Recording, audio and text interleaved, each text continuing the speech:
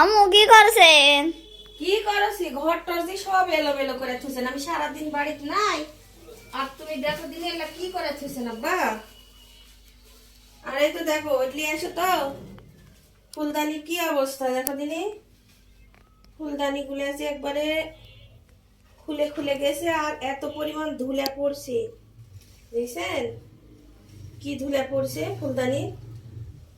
ফুলদানিটা মোছা লাগবে, ঘরও গোছানো হয়নি, ঘর টর গুলা গোছানো লাগবে।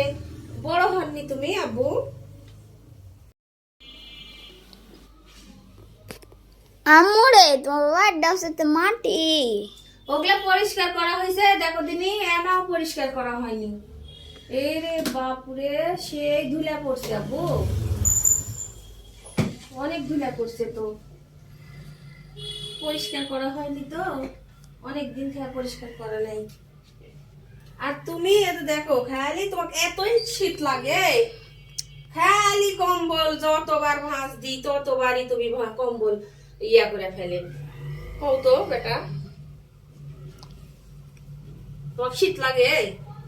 মা, শীত লাগে খালি নাকি? খুবই শীত লাগে। তাহলে তোমার গাও ইয়ে নেই, রক্ত নেই। ড্রাগন ফল খাওয়া লাগবে, খেয়ে খেয়ে রক্ত করা লাগবে তোমার। তাই না রেহান বাবু?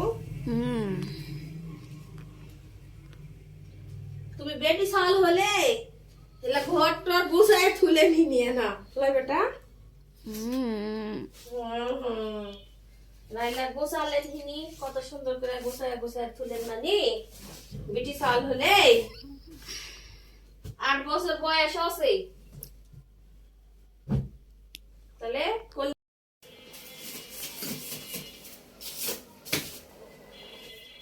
যারে বেটি ছাল আছে বাসা, মায়েরা আরাম পায়, কাজ করে বেটি ছালে কাজ করে দিলে দিনি তুমি।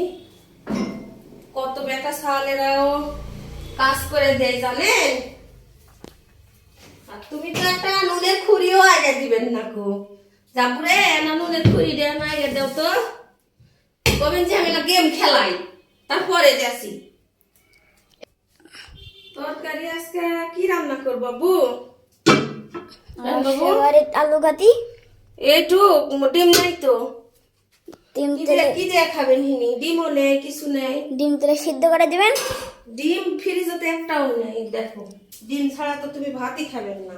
এটা মোছাও লাগবে, অনেক দিন থেকে মোছা হয়নি বেটা, মোছা লাগবে, ঝাড় দিবার লাগলে বের হয়ে যায়। গ্রামের বাসাত গেছিলাম, সারা দিন গ্রামের বাসাত